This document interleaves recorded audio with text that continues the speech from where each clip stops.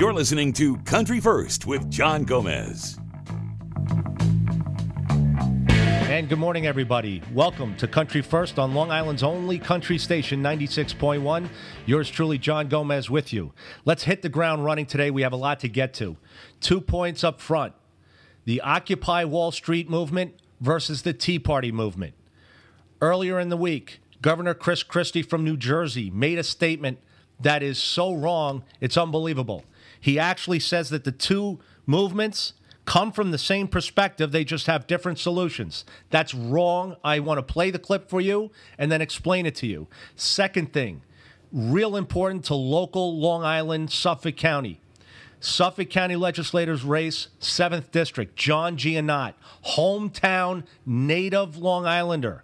He's a star athlete in high school here on Long Island. He's a business owner. He actually employs people. Against a political hack, Rob Calarco from upstate. Did not grow up on Long Island. He only knows the political arena. He's never had a real private job. He's never had a mortgage. He never had to meet payroll.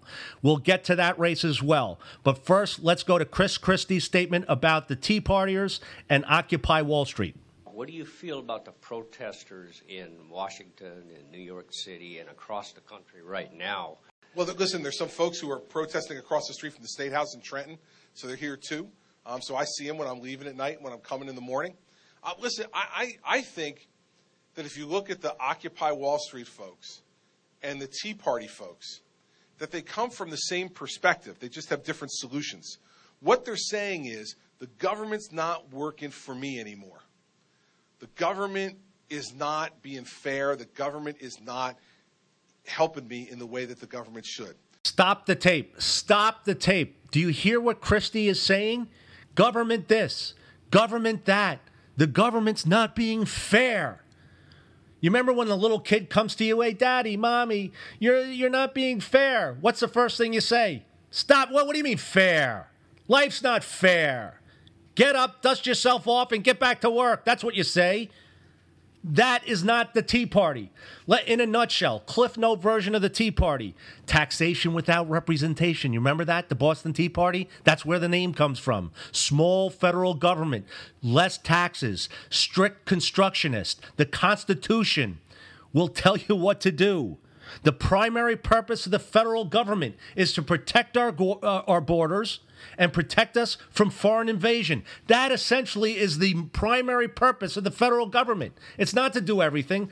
Now, let me tell you about the protesters, the Occupy Wall Street protesters. Great article by Doug Schoen, a Democrat, pollster. He worked for Bill Clinton. He happens to be a friend of mine. The guy's brilliant. This is what he found after polling the protesters down in New York City. And this is from his article on Tuesday in the Wall Street Journal. The vast majority of demonstrators are actually employed. Second thing, what binds a large majority of the protesters together, regardless of age, socioeconomic status, or education, is a deep commitment to left-wing policies, opposition to free market capitalism, and support for radical redistribution of wealth, intense regulation of the private sector, and protectionist policies to keep American jobs from going overseas. Further, he found 65% of the occupiers say the government has a moral responsibility to guarantee all citizens access to affordable health care, a college education, and a secure retirement, no matter the cost. That is so opposite the Tea Party, it's not even funny. He ends by saying, thus, the Occupy Wall Street group is a group of engaged progressives who are disillusioned with the capitalist system and have a distinct activist orientation. The Tea Party is totally opposite that. Totally opposite. So let's not get confused, okay? More about the Tea Party, especially the Tea Party movement here on Long Island. We have Long Island Tea Party founder Steve Flanagan coming up later on in the program. Let's turn your attention to the 7th Legislative District race. John Giannott, a local native Long Islander, grew up here. He's a star athlete at the Patchogue Medford High School. He actually owns a business. He employs people. He has over 30 all year round employees. He adds another maybe 15 or 20 in the summer. You know that summer job that you want your kid to have so they learn the value of a dollar? That's John Giannotti.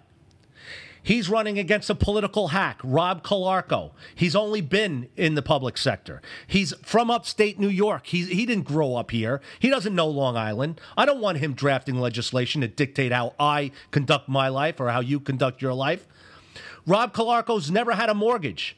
I don't know. He probably rents an apartment. Never had a real private job that I know of. I want the private industry guy in there, or woman, who knows how it is to work hard, meet a payroll, understand the local business person's trials and tribulations. That's John Giannotti.